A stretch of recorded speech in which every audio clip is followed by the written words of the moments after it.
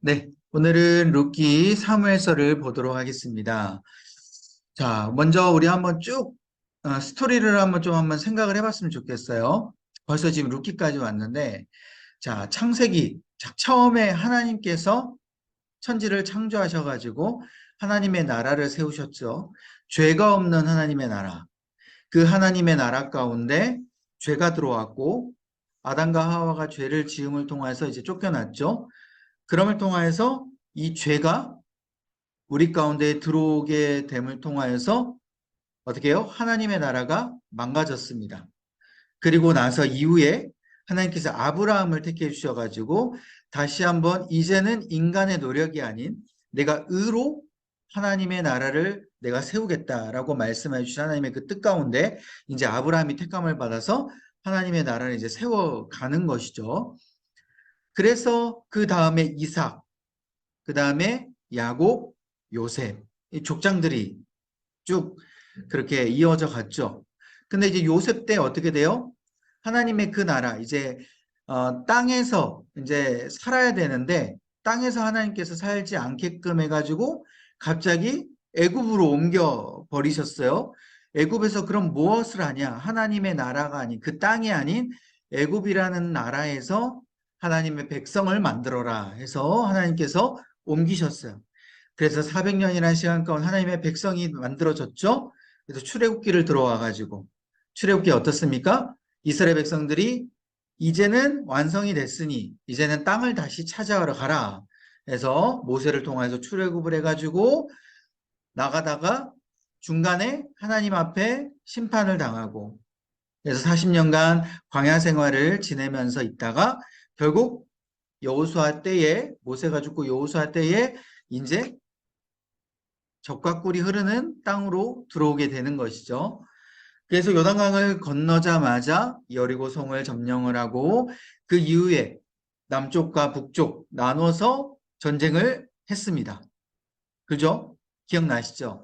그래서 남쪽과 북쪽 게릴라 전투가 아니라 거의 한 군데 막 뭉치면 살고 흩어지면 죽는다.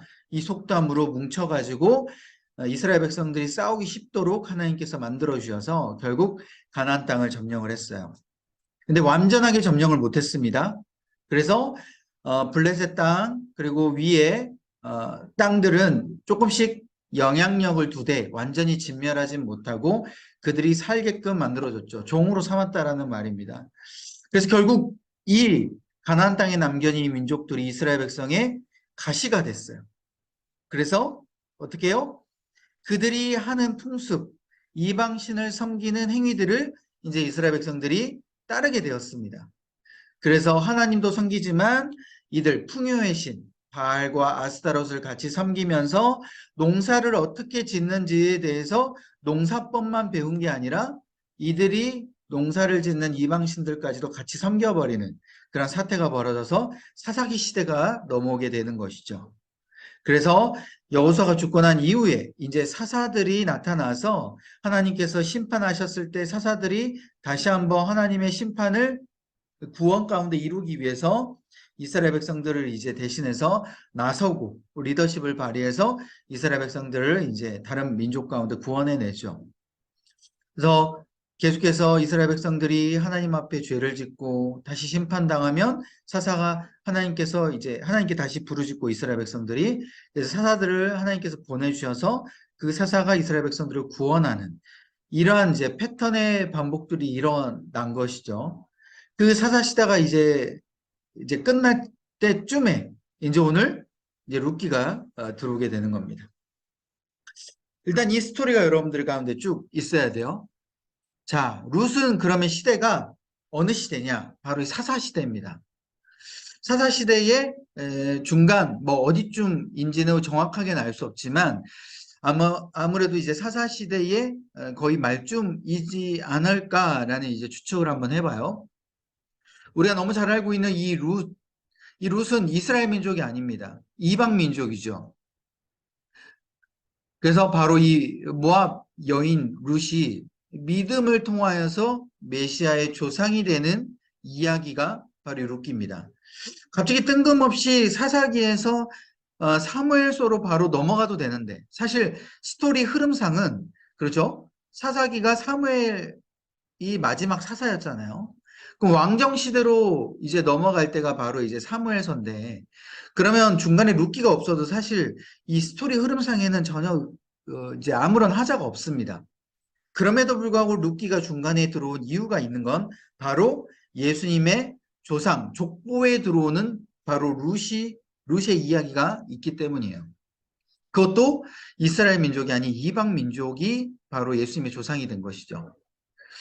왜 어떻게 이방 민족이 이스라엘 백성들이 그렇게 혐오하는 이방 민족으로서 이렇게 예수님의 조상이 되는 이런 스토리가 룻기에 들어오게 되었을까? 이 성경책에 들어오게 되었을까? 여러분 한번 그 의미를 우리가 오늘 좀 살펴봐야 됩니다. 자, 전체 내용 보시면 말씀드렸죠. 사사기 시대요. 하나님이 떠난 사사기 시대에 이스라엘에 대한 하나님의 사랑이 나타나고 있어요. 여러분 사사기 시대에도 계속해서 하나님의 사랑이 들어와 있습니다. 그런데 그 하나님의 사랑이 어떠한지를 정확하게 사람을 통하여서 보여줘요. 첫 번째는 룻이에요. 자, 룻은 이방 여인인데 어떻습니까? 스토리가 자신이 남편을 잃어버립니다. 그죠? 사별을 하죠. 사별을 하고 나면 당시에 그 남편의 민족 가정을 따라가지 않아도 돼요. 우리가 알듯이 룻은 근데 어떻게 합니까? 자신의 남편이 죽었음에도 불구하고 자신의 시어머니인 나오미를 끝까지 쫓아서 따라갑니다. 이게 바로 하나님께서 우리에게 보여주신 사랑의 한 역할, 한 룻의 역할이다라는 거예요. 그러니까 룻을 보면은 하나님이 우리를 어떻게 사랑한지를 아는 거예요. 하나님은 계속해서 어떻게 해요? 우리를 사랑하세요. 전혀 사랑하실 필요가 없음에도 불구하고. 그죠? 아무런 조건이 없음에도 불구하고. 여러분 룻이 시어머니 나오미를 따라가 봐야 이득될 건 아무것도 없었어요. 당시에 시어머니 나오미는 자신의 남편도 죽고 그러니까 룻의 시아버지도 죽고 자신의 아들들도 다 죽었어요. 아무것도 남겨진 게 없다라는 말입니다. 굳이 시어머니를 따라가서 타국에서 생고생을 하느니 어떻게 해요? 자신의 고국으로 돌아가서 사는 게 100번 낫죠. 하나님의 마음도 마찬가지라는 거죠. 우리를 사랑해봐야 이득이 하나도 될 것 없는 그 하나님. 그런데 우리를 사랑하시고 결국 우리가 계속해서 주님을 배척하고 주님을 따르지 않음에도 불구하고 끝까지 우리를 사랑한다라는 말이죠. 여러분 처음에 시어머니 나오미가 룻에게 강권을 했습니다. 너 나 안 따라와도 된다. 이제 시어머니 나오미가 처음에 이스라엘 민족에서 땅에서 살다가 이제 가난 이 가뭄이 드니까 곡식을 얻기 위해서 모압 땅으로 나중에 이주를 하게 되죠. 그래서 모압 땅에서 룻을 며느리로 삼아서 살게 된 거예요. 근데 모압 땅에서 다 죽어버린 거죠. 남편, 아들들.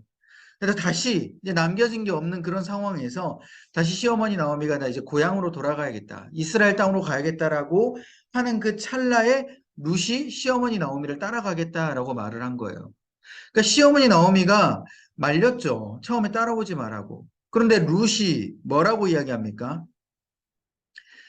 나의 어머님이 나의 하나님, 그러니까 어머니의 하나님이 나의 하나님이 되고, 그죠?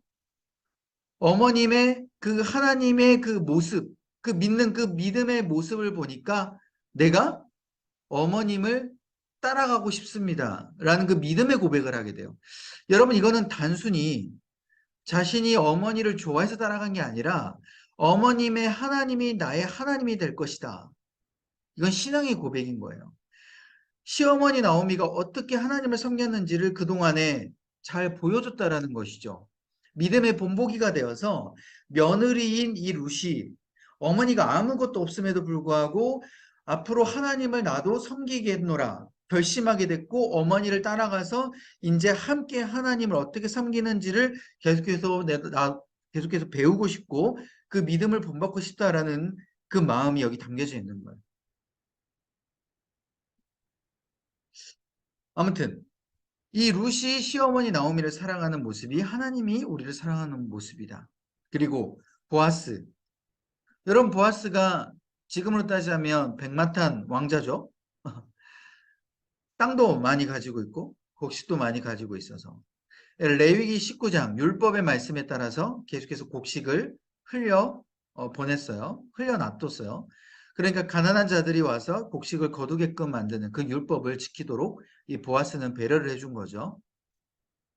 그런 율법을 지키려고 보아스는 곡식을 놔뒀는데 그 상황에서 룻이 돌아와서 고향에 돌아와서 시어머니 나오미 이 이스라엘 땅 고향으로 돌아와서 보아스의 땅에 곡식을 거두면서 보아스를 이제 사랑하게 되고 중요한 건 보아스가 룻을 사랑하게 되는 이 이야기. 룻이 아무것도 없잖아요. 근데 보아스가 또 룻을 사랑했어요. 그게 바로 하나님께서 우리를 사랑하는 모습이다 라는 것이죠. 그래서 이렇게 룻기를 보면서 이스라엘 백성들이 깨달아야 되는 거죠. 하나님이 이렇게 아무것도 없는 우리, 자격도 없는 우리, 조건도 없는 우리를 이렇게 사랑하셨구나.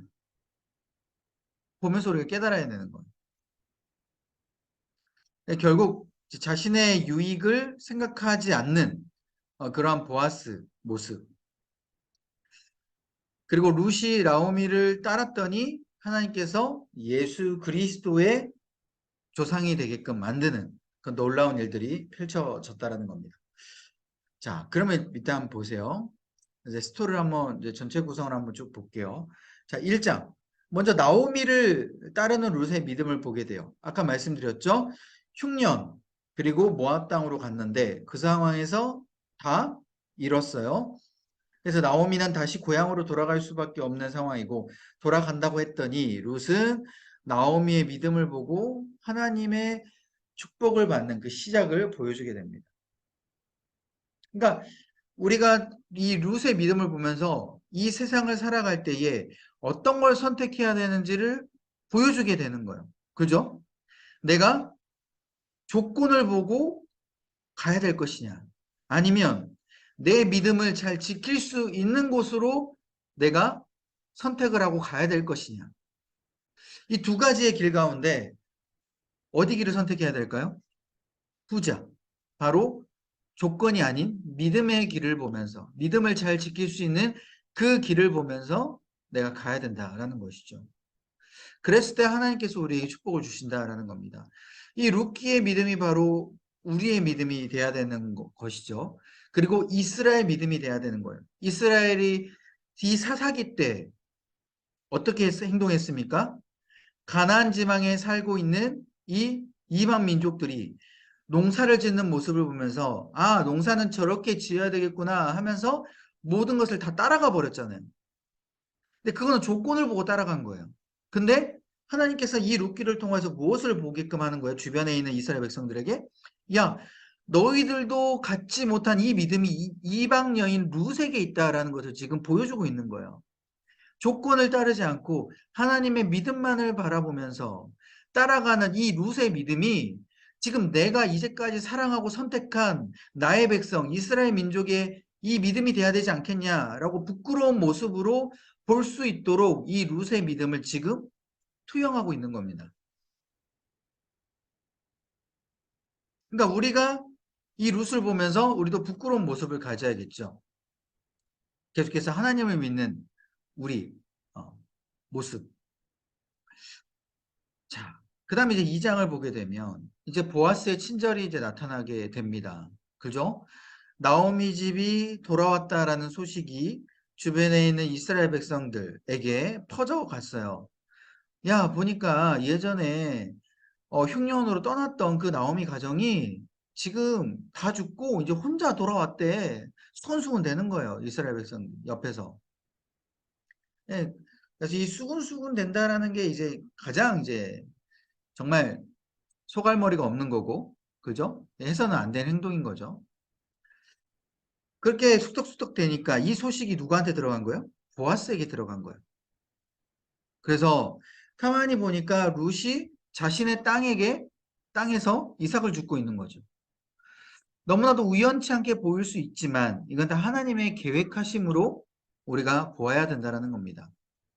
어쩌면 당시에 이방 여인으로서, 그죠? 이스라엘 땅에서 이삭을 줍는 것, 그 행위. 여러분 이건 배척당할 수도 있는 거고 이스라엘 백성들도 별로 좋아하지 않아요. 율법이니까 어쩔 수 없이 곡식을 남겨두는 것이고 율법에는 이방 여인이 그 곡식을 줍지 말라라는 그런 법이 없어요. 뭐라고 나와 있냐? 고아, 나그네, 여인 이런 사람들이 곡식을 주실 수 있도록 해라 라고 했지 이방 민족들은 곡식을 줍지 마라라는 율법이 없었단 말입니다. 그러니까 룻이 이 곡식을 줍는 데는 불법이라고 생각하면서 막진 않겠지만 이방 여인이었기 때문에 그리고 아무것도 없는 여인이었기 때문에 이스라엘 백성들은 멸시하고 천대할 수밖에 없는 상황이라는 것이죠.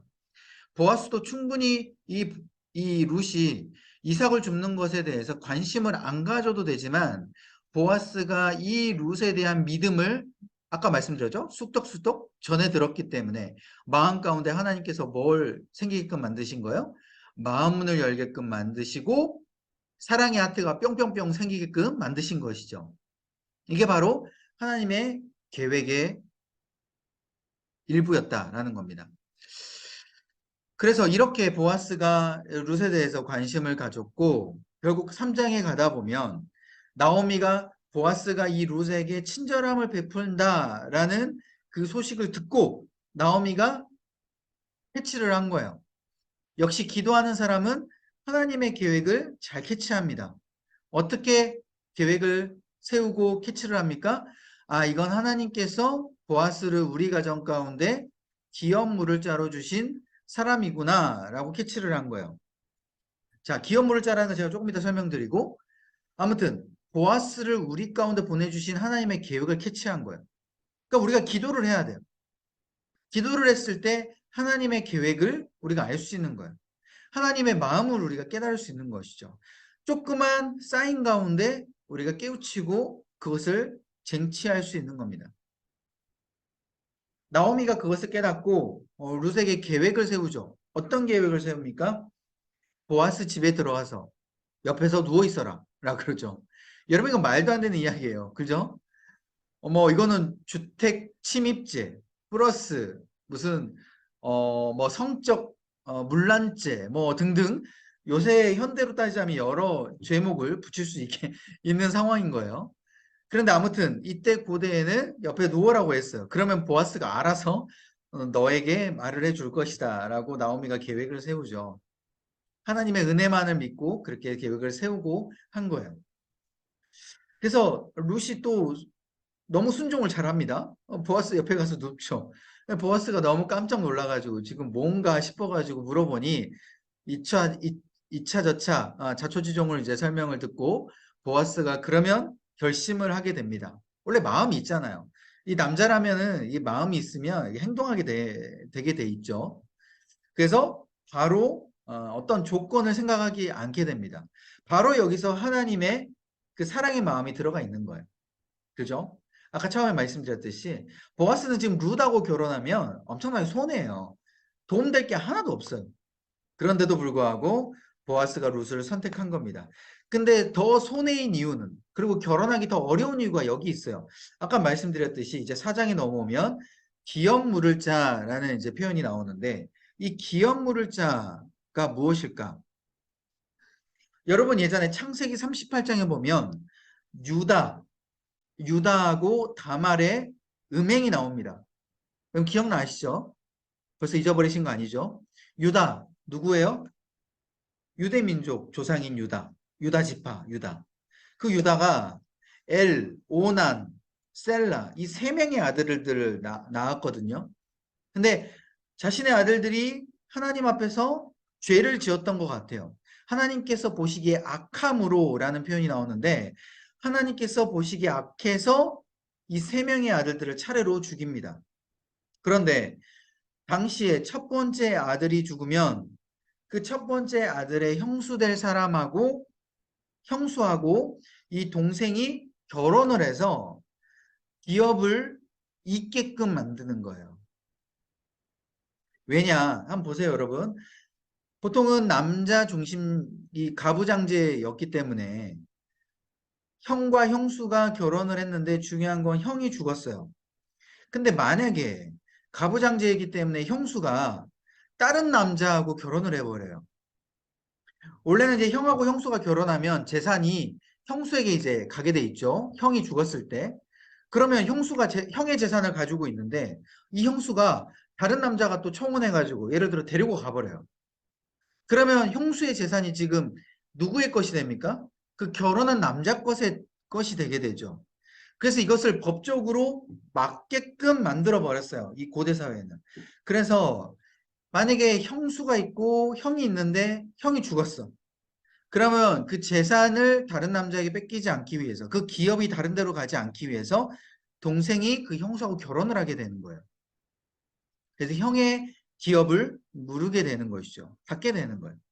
대신 형의 이름으로 기업을 받게 되는 거예요. 그러니까 자신의 기업이 아닌 거예요. 이 형의 이름으로 이제 계속 대가 이어지게 되는 것이죠. 그 형수의 이제 씨나 그 형수에 이제 나타나게 된 거는. 그리고 자신의 또 아내가 있으니까 자신의 또 아내하고는 또 자신의 이름으로 기업을 남게 되는 거예요. 근데 중요한 건 이 첫 번째 형이 엘이라는 이 형이 죽고 나서 두 번째 오난이라는 이 동생이 가만히 보니까 형수하고 자신이 결혼을 해야 되거든요. 근데 자신이 이 형의 기업을 잇기가 싫은 거예요. 그래서 이 형수하고 결혼을 안 하려고 그랬어요. 그러니까 하나님께서 이것을 보시고 악하게 생각해서 이 동생을 또 죽인 거예요. 오난을. 그 다음에 마지막 셋째 그 셀라까지도 하나님께서 죽였어요. 이 형수와 결혼하기 싫어서. 그래서 다말이 낙동강 오리알 신세가 된 겁니다. 이제 다 없어요. 그냥 마지막 동생이 있는데 아직 마지막 동생은 아직 장성하지 않은 상황인 거죠. 그래서 다말이 꾀를 낸 게 어때요?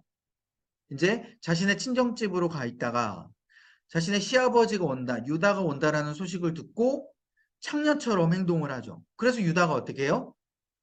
당시에 이 창녀를 돈으로 주고 사서 이제 그 매춘 행위를 하는 거잖아요. 그래서 자신의 며느리인지도 모르고 다말을 사가지고 딱 관계를 맺어서 이제 아들이 태어나게끔 만드는 거예요. 이게 바로 유다와 다말의 행음이 아닙니까, 여러분? 내가 이렇게 길게 설명한 이유는 바로 이런 기업 물을자에 대한 이런 그 제도가 예전 고대부터 있었다라는 것을 말씀드리는 거예요. 그래서 이제 순서가 있는 거죠. 형이 죽고 난 다음에 바로 동생, 그 다음에 동생 죽고 난 다음에 그 다음에 마지막 동생, 뭐 그리고 마지막 동생까지 없으면 이제 사촌으로 넘어가요. 순서가. 네, 사촌, 형, 동생 또 그 사촌이 없으면 팔촌 이런 식으로 계속 이제 순서가 밀려나게 되는 것이죠. 그래서 원래 보아스가 이제 룻하고 머나먼 친척 관계였어요. 머나먼. 지금으로 따지면 뭐 32촌 넘겠죠. 아무튼 그런 32촌 막 64촌 넘어가는 그 상황에서 가만 보니까 보아스보다 기업 물을 자 앞에 있는 순서에 있는 사람이 한 명 더 있었다라는 거예요. 그 형제가. 그래서 그 형제에게 먼저 기업 물으려고 하느냐라고 지금 보아스가 가서 물어보는 겁니다. 그 사람에게. 원래대로라면 여러분 율법대로라고 한다면 그 사람이 룻하고 결혼을 해야 돼요. 그 사람 의사하고 상관없이. 만약에 결혼 안 하게 되면 이건 죄를 묻게 되어서 그 사람이 예전에는 죽게끔 되어 있었어요. 근데 이제는 시간이 너무 지나지 않았습니까? 예전에 막 창세기 그때가 아니에요. 이제 사사기 시대 때 이때는 죽이진 않고 당시에 이제 내가 더 이상 이 사람의 재산을 탐내지도 않고 내가 이 사람하고 결혼하지 않으면 내가 이제 하나님의 어떤 축복도 임하지 않을 것을 임하지 않아도 내가 괜찮습니다. 라고 서약을 하게 됩니다. 그래서 장로들 앞에서 서약을 하게 되는 거예요. 그것은. 이게 기업 물을 자에 대한 어떤 일종의 의식인 거죠. 그래서 그 사람이 포기를 했어요. 룻과 결혼할 필요가 없잖아요. 그러니까 그 사람은 조건을 따라간 겁니다. 룻을 보면서. 그래서 조건을 따르고 믿음을 포기해서 결국 그 사람은 하나님의 족보에 오르지 않고 그냥 사람 일 이런 식으로 이제 성경에 나오게 된 거예요. 대신 보아스는 믿음을 따라서 그 사람이 포기하고 나서 하나님의 은혜로 포기하고 자신이 룻을 취하고 결혼을 하게 돼서 결국 룻과 보아스 이 족보가 나오는데 그 족보 아래에 마지막 그 그러니까 증외손자죠. 증 증손자 보아스에는 증손자가 되는 바로 이 예수님이 태어나게 된 겁니다. 그래서 마지막에는 족보가 나오고 나오미의 비통함. 나오미 이제까지 자신이 실패한 줄 알았는데 쓴 그런 굉장한 그 비통함의 인생으로 살다가 이제는 보아스를 통해서 하나님의 사랑이 무엇인지를 알게 되는 이러한 룻기의 의미를 살펴보게 됩니다. 여러분 재밌죠? 그래서 이 룻을 읽으시면서 하나님의 사랑을 먼저 깨달았으면 좋겠고요. 두 번째는 이런 조건과 믿음에 내가 어느 길로 내가 택해야 될지 하나님의 축복이 어떻게 계획되고 이루어가는지를 여러분들 한번 유심 있게 보시면서 읽으시면 좋으실 것 같습니다. 다음 이제 사무엘서입니다. 이제 다시 사사기 시대로 잠깐 딱 들어가 볼게요. 마지막 사사가 누구였어요? 사무엘이죠. 자, 사무엘이 태어났을 때 어떠한 시대였습니까? 하나님의 말씀이 굉장히 희귀한 시대, 말씀이 더 이상 들려오지 않는 시대.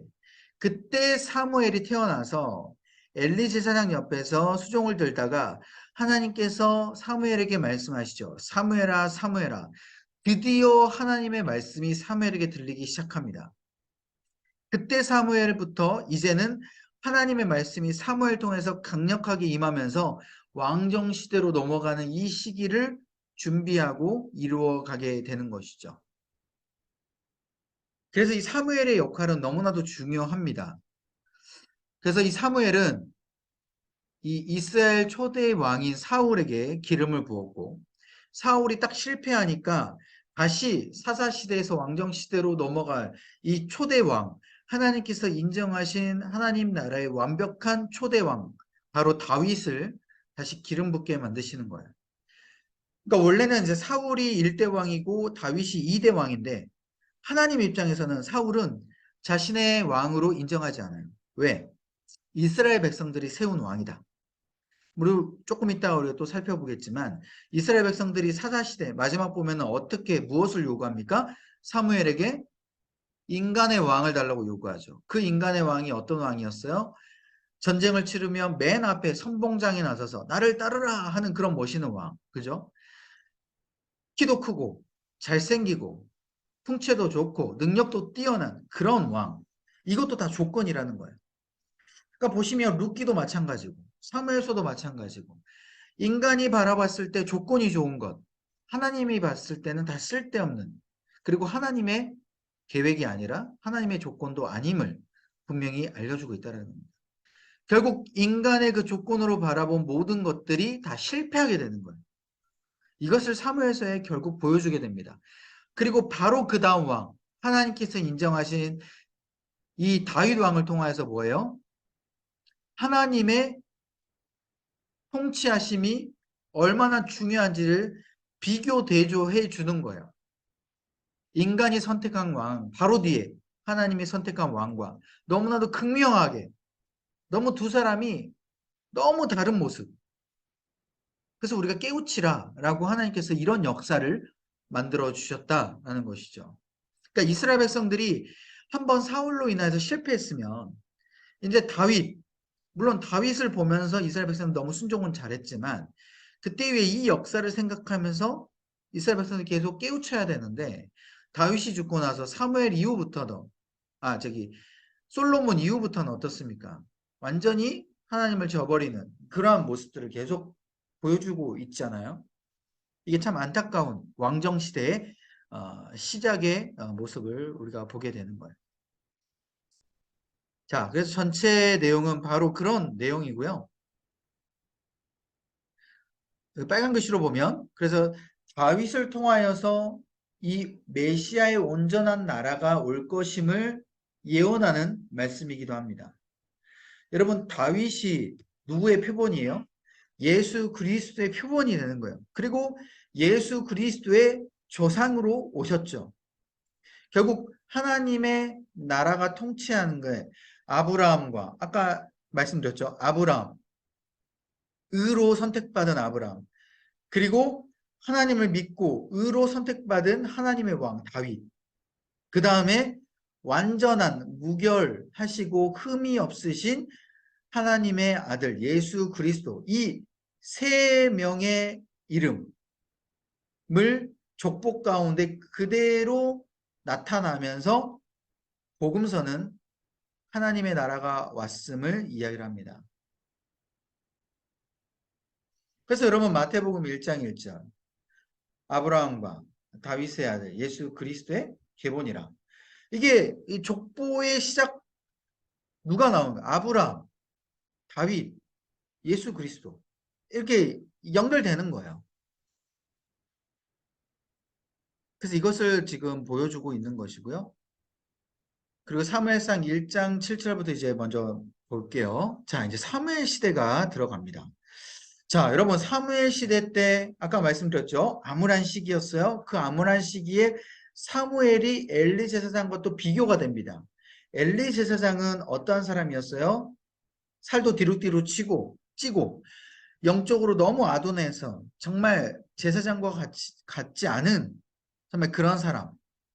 결국 하나님의 심판을 받아서 목이 꺾여서 죽게 되는 그런 비참함을 최후를 맞게 되긴 했지만 그 엘리 제사장 밑에서 큰 사무엘은 하나님께서 사무엘아 사무엘아 부르시면서 결국 하나님께서 영적으로 사무엘을 세워가시고 믿음으로 사무엘에게 능력 주시는 그 놀라운 사건을 이제 이 사무엘에게 있음을 보여주게 되는 것이죠. 그래서 이제 새로운 시대가 열린 거예요. 왕정 시대의 새로운 시대.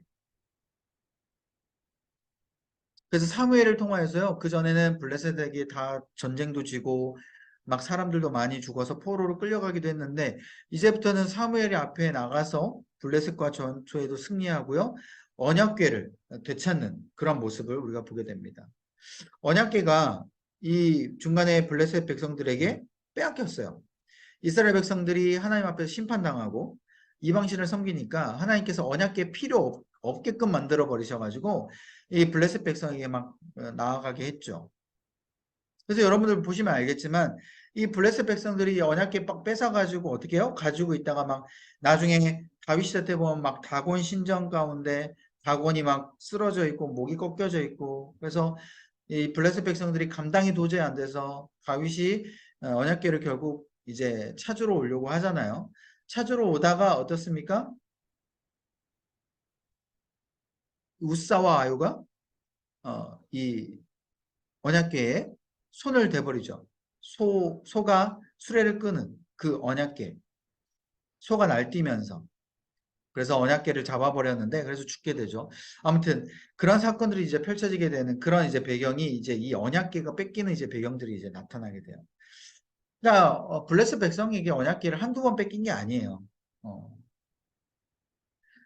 그래서 아무튼 이런 사무엘의 승리가 이제 나타나게 되고요.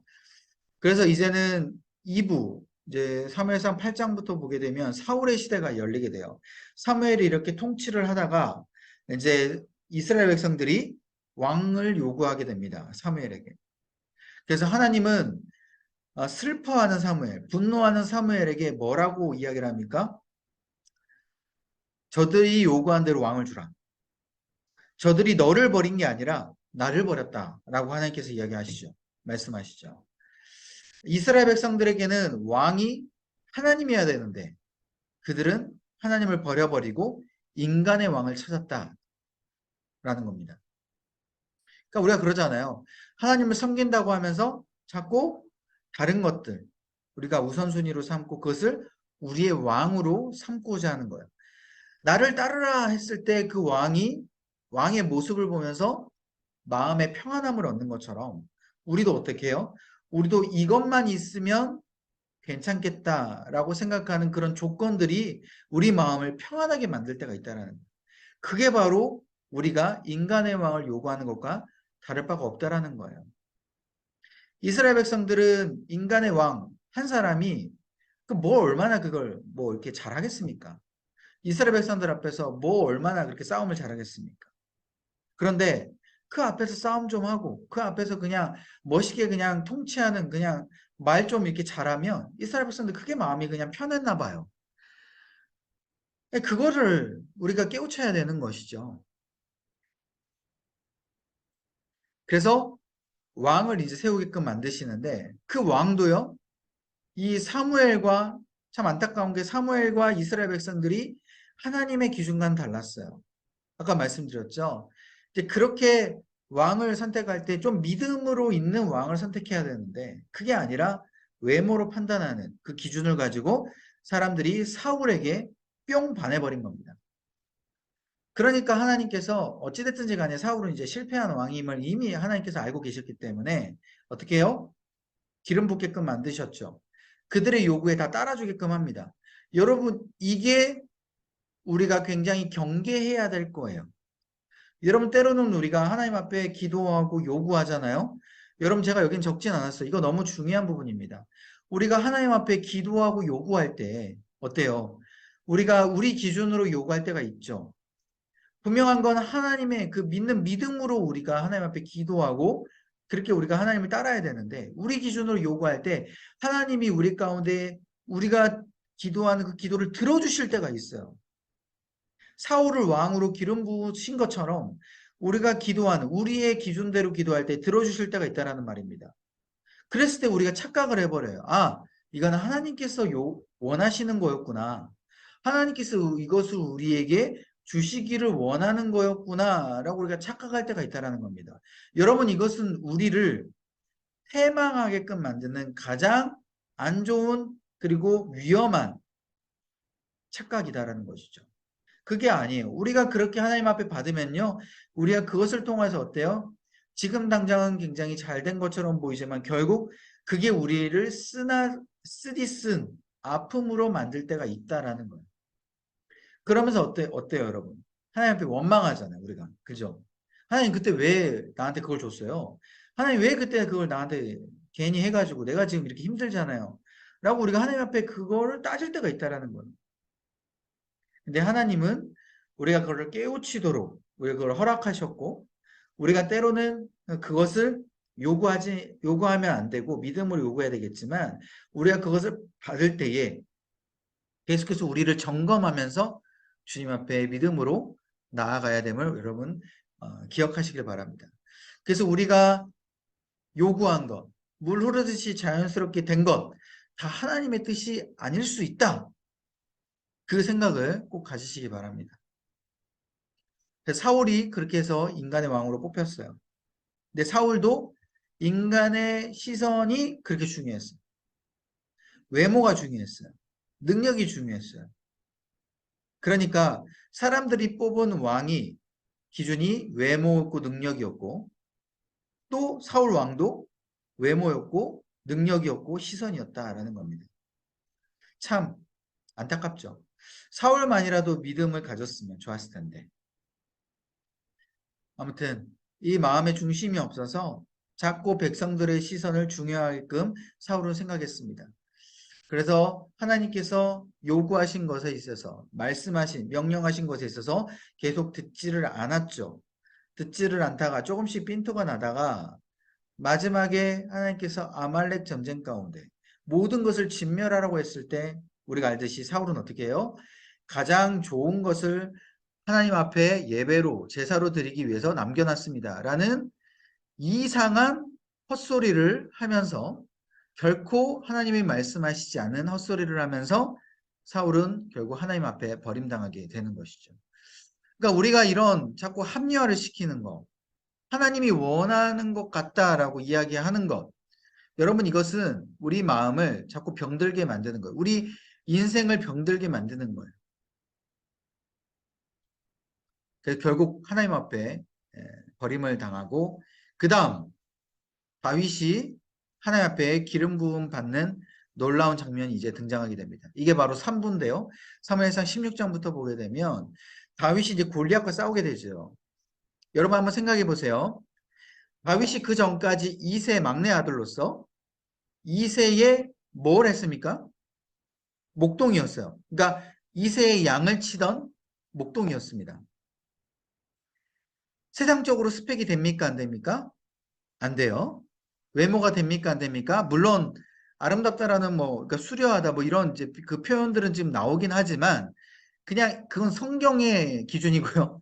인간의 기준으로 봤을 때는 뭐 별 볼 일 없을 거예요. 키가 작았고 아마 그런 기준을 가지고 있었고요. 다윗은 배운 것도 없었어요. 그리고 심지어 자신의 아버지 이세도 인정하지 않고 버림을 했던 그런 인물이 바로 다윗이었어요. 그런 인물이었기 때문에 여러분 어느 날 갑자기 다윗이 갑자기 사무엘이 딱 기름 부어가지고 자 여러분 막 이스라엘 백성 앞에서 여러분 오늘부터 이제 사무엘은 끝났고 사울은 끝났고 이제 다윗이 왕이 되었습니다라고 만약에 그냥 사람들에게 선포를 한번 해보세요. 이스라엘 백성들이 그걸 인정할까요? 인정하지 않죠. 그들이 지금 사울로 왕을 세웠고 사울이 아직까지 있잖아요. 그런데 갑자기 듣도 못한 이거를 이제 요새 MZ 세대들은 그렇게 이야기를 하더라고요. 듣도 보지도 못한 잡것들이라 그래서 듣보잡이라고 이야기를 하더라고요. 아무튼 이런 표현들을 이제 굉장히 좀 요새 많이 쓰고 있는데 아무튼 이 요새 표현으로 그런 듣보잡 그런 듣도 보지도 못한 그런 잡것인 갑자기 다윗이 나타나가지고 왕이 되면 이스라엘 백성들이 인정하지 않잖아요. 그래서 하나님께서 계획을 세우신 겁니다. 다윗을 만방에 알릴 수 있는 계획. 그게 바로 골리앗과 전투였습니다. 그래서 하나님의 계획으로 다윗이 하필이면 자신의 2세의 아들들, 그러니까 자신의 다윗의 형이죠. 형들이 싸움을 갔던 그 싸움터를 2세가 관심 있게끔 만드셨어요. 그래서 2세가 다윗을 통하여서 또 심부름을 보게끔 만드셨죠. 그리고 다윗이 형을 만났는데 그 형의 그 조롱이죠. 그리고 그 비웃음 이런 거에 아랑곳하지 않도록 주변에 있는 사람들이 자꾸 다윗에게 말하도록 했어요. 지금 골리앗이 지금 우리 하나님의 이름을 모욕한다더라 막 하면서 다윗에게 사람들이 막 그 골리앗의 마음을 막 이야기를 해주는 거예요. 이게 다 하나님의 계획하심 아니면 이루어질 수 없는 상황인 거죠. 또 그래서 다윗이 어떻습니까? 결국 물맷돌로 돌려가면서 다윗을 물리치는 그 상황. 다윗이 갑옷을 입고도 물맷돌을 돌릴 수 있었다면 만약에 칼과 창을 가지고 골리앗을 쓰러뜨렸다면 어때요? 사람들이 그저 그런 사람으로 물론 내 능력이 뛰어난 사람으로 보겠지만 하나님과 함께한 사람으로까지는 보지 못했을 거예요. 골리앗과 뛰어난 사람으로 정도만 봤겠죠. 여러분 이게 바로 하나님의 계획이었다라는 거예요.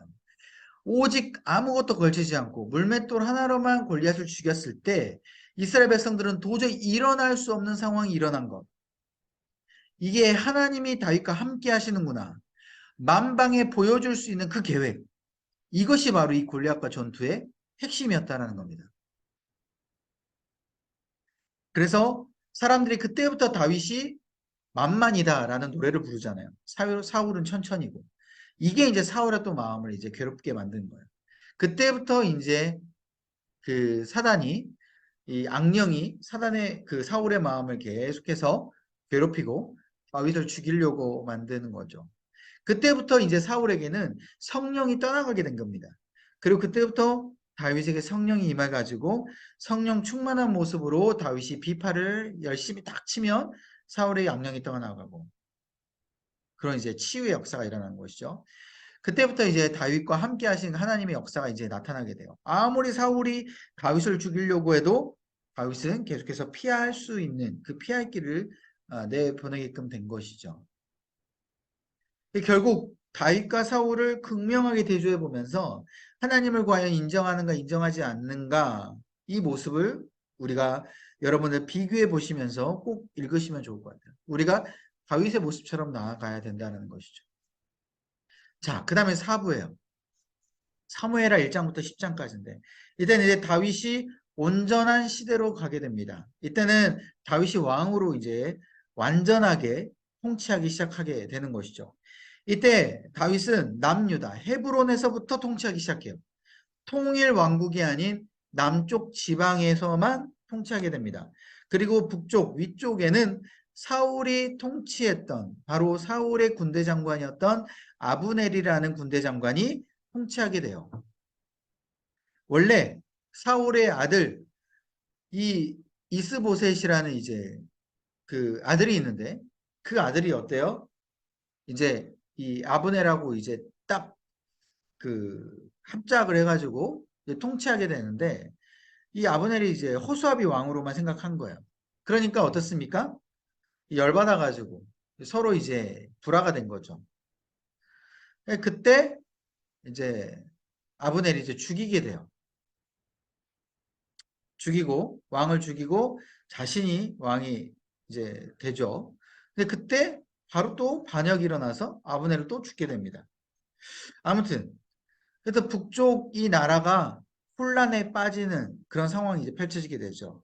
다윗이 자신이 먼저 쳐들어가서 사울도 물론 마찬가지고요. 다윗이 자신이 군대를 이끌고 북쪽을 쳐들어갈 수 있었지만 다윗은 계속해서 기다렸어요. 하나님께서 역사하시도록. 그래서 여러분 보시면 남유다 헤브론에서 몇 년 동안 지금 통치를 합니까? 7년 6개월이나 남유다에서만 통치하면서 북쪽이 하나님께서 알아서 망하게끔 할 수 있도록 기다린 거예요. 여러분 사울도 그렇게 다윗이 기다렸어요. 자신이 사울을 죽일 수 있는 기회가 2번 있지 않았습니까? 동굴에서 죽일 수 있었고. 그죠? 옷자락만 베었어요. 그리고 가만히 활과 그 저기 활과 화살만 또 물병 이것만 이제 또 가지고 온 것이죠. 뭐 이런 다윗의 모습을 보면요. 하나님의 기름 부음을 받은 왕은 내가 죽이지 않겠노라. 그리고 하나님께서 세우신 나라 그 나라는 내가 건들지 않겠다. 이 다윗의 믿음이 여러분 우리가 본받아야 될 점입니다. 하나님께서 기름 부은 사람 그리고 하나님께서 택한 사람 내 마음대로 판단하지 아니야. 내 마음대로 생각하지 아니야. 이거는 꼭 목회자만 해당되는 게 아니에요, 여러분. 여러분 주변에 있는 사람들이 하나님께서 기름 부음 받은 사람인 거이죠. 리더십을 하나님께서 그렇게 다 세우셨어요. 여러분도 하나님께서 기름 부으신 것이죠. 그래서 결국 자신의 칼에 피 묻히지 아니하고 하나님께서는 알아서 반역으로 다 그냥 해결해 주시고 북쪽 나라가 망하게 돼요. 그래서 7년 6개월이 지나고 나서 완전한 하나님의 하나의 나라로 통일하게 되는 축복을 받게 되는 것이죠. 그래서 이때부터 33년간 통일 왕국을 통치하게 됩니다. 그래서 여러분 다윗은 총 남유다, 그러니까 남유다 헤브론에서 7년 6개월, 그리고 통일 왕국을 33년, 그래서 총 40년간 왕으로서 통치하게 되는 것이죠. 이때 가장 번성하게 되는 부흥기를 맞게 됩니다. 그래서 다윗 여러분 7장 보면 다윗의 언약, 이 소금 언약이 있거든요. 이게 가장 중요해요. 다윗이 어느 날 가만히 자신이 번성하고 너무 평안할 때 가만히 보니까 아직까지는 성전이 없는 때였어요. 그러니까 하나님의 성막만 있는 그때에 자신은 이렇게 화려한 궁전에서 사는데 하나님은 성전에서만 짓고 있는 이 초라한 이 하나님의 모습이라고 생각해서 자신이 하나님 앞에 성전을 아주 화려하게 지어주겠다라고 하나님 앞에 서원을 하게 되죠. 근데 하나님께서 그 서원을 막게 됩니다. 막으시면서 다윗에게 이 소금 언약을 주게 되는 거예요. 이 7장을. 다윗 너 마음을 내가 기쁘게 받겠지만 너는 이제까지 전쟁도 많이 하고 피를 많이 흘렸으니 이제부터는 너가 성전을 짓지 못하고 오직 너의 아들인 솔로몬이 나의 성전을 짓도록 만들 것이다. 그리고 그 앞서서 하나님께서 말씀하신 건 뭐예요? 내가 하나님이지 않느냐. 여러분 하나님은요. 어느 한 곳에 갇혀 있으신 분이 아니잖아요. 그래서 하나님의 본인의 그 속성을 말씀하십니다. 내가 어느 성전이 지어진다고 해서 내가 성전에만 있을 그런 어떤 분이냐. 다윗에게 자신의 속성을 이야기를 하고 말씀하시고 그 다음에 그럼에도 불구하고 다윗의 마음을 칭찬하시고 성전을 짓는 것은 이제 그 아들에게 짓도록 이렇게 이제 허락하시는 것이죠. 그리고 다윗의 영원한 왕위를 내가 견고하게 만들어 주겠다라고 하나님께서 언약을 말씀하십니다. 그 하나님의 나라, 다윗의 나라는 바로 누구의 나라일까요? 예수 그리스도가 온다라는 그 메시아 나라를 이야기하는 것이죠. 그렇게 해서 계속해서 다윗의 자손 예수시여라고 신약 성경의 이스라엘 백성들, 마태복음의 이스라엘 백성들이 이야기하는 건 바로 그 의미가 있습니다. 아무튼 이러한 메시아 언약, 이 소금 언약이 있게 되는 것이죠. 자, 그리고 사무엘하 이제 11장부터는 오부가 시작되는데 이때는 다윗의 범죄와 위기가 시작되는 거예요. 사람이 하도 평안하다 보면 범죄를 짓게 되는 것이죠. 특히 그 범죄를 짓기 전에는 내가 세상적인 어떤 유혹거리가 눈에 들어오게 되는 거예요. 즐길 거리가 눈에 들어오게 되는 거예요. 그 즐길 거리가 다윗에게는 우리아의 아내 바세바였습니다. 어느 날 이스라엘 백성들이 전쟁을 하러 갔어요. 전쟁을 했을 때 원래는 아까 말씀드렸죠. 인간의 왕, 물론 하나님의 왕인데 아무튼 왕은 그 보통 전쟁의 최선봉에 나가서 싸워야지만이 왕의 역할을 인정을 많이 했다라는 거예요.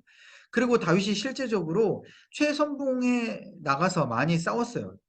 그런데 어느 순간 자신이 왕으로서 부귀영화를 누리다 보니까 이제 전쟁에 나가기가 귀찮아진 거죠. 하필이면 전쟁에 안 나가게 되는 그 시점에 눈에 밧세바가 들어오게 된 겁니다. 밧세바가 막 아름답게 막 샤워하는 모습, 그 실루엣이 막 눈에 들어온 거예요. 그때부터 이제 다윗의 범죄가 시작된 것이죠. 그래서 여러분 우리가 물론 남자만 시각이 약한 게 아니라 여자도요, 이 물질, 그 시각, 눈에 보이는 것, 이게 약하게 돼 있어요, 여러분. 우리가 그래서 눈에 보이는 것에 있어서 내가 지금 하나님 앞에 사명을 잘 감당하게 되면 하나님 말씀에 내가 순종하면 거기에 내가 나아가다 보면요. 내가 눈에 보이는 다른 어떤 유혹과 그런 것들이 눈에 안 들어와요. 근데 내가 평안해지고 자꾸 내가 마음 가운데 계속해 다른 것들을 이렇게 눈에 보려고 하다 보니까 이 죄악이 저지를 수 있는 원인을 갖게 되는 것이죠. 그래서 여러분 이 사건을 통하여서 우리아는 죽게끔 만들었고 결국 다윗의 아들 압살롬의 반역 그리고 세바의 반역 이런 반역들이 계속해서 앞으로 일어나게 됩니다. 하나님이 심판을 주게 된 거예요. 그래서 다윗이 왕궁에 들어오지도 못하고 계속해서 전전긍긍하면서 떠돌아다닙니다. 근데 그럼에도 불구하고 하나님께서는 아까 언약하셨잖아요. 7장에. 다윗의 후손을 통하여서 다윗의 그 이름을 영원히 남기겠다. 그래서 하나님의 나라를 다윗의 후손을 통하여서 만들겠다고 말씀하셨기 때문에 결코 압살롬의 반역을 통해서 다윗이 죽으면 안 돼요. 그래서 압살롬은 죽게 되고 이후에 다윗은 평안하게 이제 왕위를 다시 한번 되찾게 되는 것이죠. 그리고 나서 이후에 다윗의 용사들이 막 소개가 되고 다윗이 어떻게 정말 하나님 앞에 축복을 받게 됐는지를 쭉 나열하게 됩니다. 이것만 보면은 정말 다윗은 하나님 앞에 인정받았음을 알게 됐고 우리도 이렇게 다윗처럼 믿음으로 하나님 앞에 나아가서 인정받게 되는 것을 우리가 꿈꿀 수 있는 것이죠.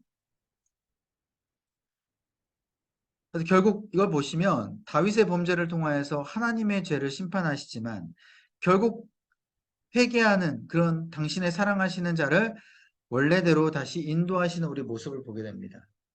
그래서 여러분 우리가 하나님 앞에 택함 받고 하나님께서 우리를 사랑하시는 것 우리가 믿게 되면요. 우리가 죄를 짓고 범죄했을 때 물론 우리가 심판당하지만 그 죄값은 치르지만 결국 하나님께서 우리를 버리지 아니하시고 계속해서 우리를 끝까지 인도하신다라는 것을 여러분 우리가 믿을 수 있다는 것이죠. 그리고 연결해서 여러분 이거는 이제 조금 긴 내용인데요.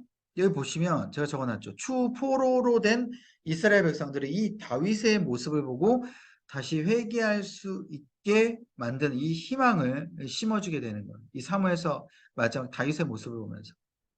그래서 여러분 다윗의 이 사무에서 모습을 보면요. 물론 범죄도 있지만 다윗의 굉장히 영광된 모습, 하나님의 축복된 모습이 너무나도 많잖아요.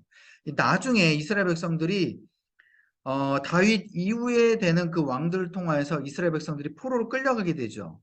그 포로로 된 이스라엘 백성들이 이제까지 우리 역사를 되돌아보니 다윗만큼 뛰어난 왕이 없었다. 다윗이 결국 하나님의 언약을 받았고 메시아, 바로 하나님의 이 나라가 다윗의 이름을 통하여서 후손을 통하여서 이루어짐을 우리가 잊고 있었다라고 이 사무엘서를 다시 한번 역사서를 읽어가면서 이 포로된 이스라엘 백성들이 마음을 다잡았다라는 거예요. 이거는 제가 이제 추후에 또 에스라 느헤미야 이 포로기의 이 서신들을 설명하면서 좀 말씀드릴게요. 아무튼 이 다윗에 대한 이 모습이 이렇게 나타나고요.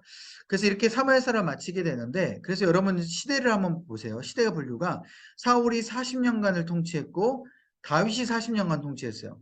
그리고 다윗 죽음 후에 또 솔로몬도 40년을 통치를 하거든요. 이후에 또 왕상을 우리가 살펴보겠지만, 아무튼 이렇게 40년, 40년, 40년.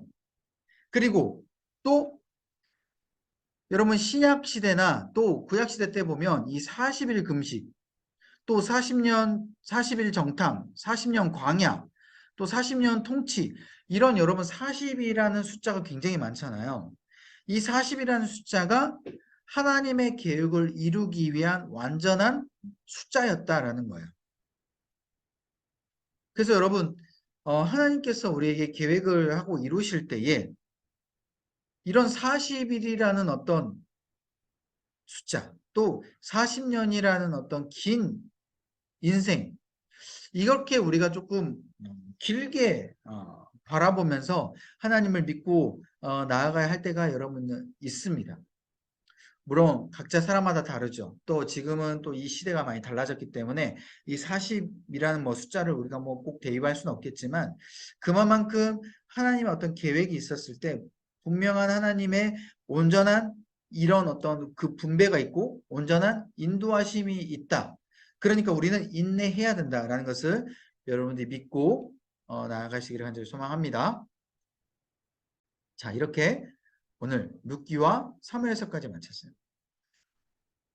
기도하겠습니다. 하나님, 우리 가운데 온전히 주님께서 주신 그 믿음의 길을 선택하는 우리의 모습 되게 하여 주옵소서. 세상의 조건이 좋아 보이고 그 세상의 조건만이 전부임으로 우리가 착각할 때가 있습니다. 그때마다 다시 한번 우리의 시선을 들어 주님을 바라보게 해주시고 그 믿는 믿음으로 주님 앞에 나아갈 때마다, 그리고 그 나아가는 그 중간에 인내하면서 나아갈 때마다 우리가 결국 주님께서 역사하시는 놀라운 그 믿음의 길을 경험하며 축복을 받게 하여 주옵소서. 룻과 다윗을 보며 또 보아스를 보며 하나님께서 어떻게 축복을 하시는지를 계속해서 깨우치게 하여 주시고, 또 우리 자녀들과 또 우리 가정의 모든 식구들에게 이 믿는 믿음의 길이 같이 함께 공유되어서 서로 중보기도 하며 서로 믿음을 세워주며 더욱더 힘있게 나아가는 각 가정들 될 수 있도록 주여 역사하여 주옵소서. 우리 12교구 모든 한 분 한 분 이런 믿음의 길을 갈 때마다 아버지, 어려운 그 장애물을 바라보는 우리 믿음의 눈이 아버지 더욱더 힘을 얻게 해주시고, 또한 중간에 이루어지지 않는 그 믿음의 눈이 다시 한번 주님의 그 은혜를 바라보면서 나아갈 수 있는 아버지 온전한 믿음 될 수 있도록 주여 역사하여 주옵소서. 오늘 오지 못한 우리 모든 성도님들 이 시간 기억하게 해주시고 이후에 영상을 통하여서 볼 때마다 더욱더 은혜 받고 나아가는 귀한 시간 되게 하여 주옵소서. 다음 시간까지 함께해 주시 믿사오며 예수님의 이름으로 간절히 기도합나이다. 아멘.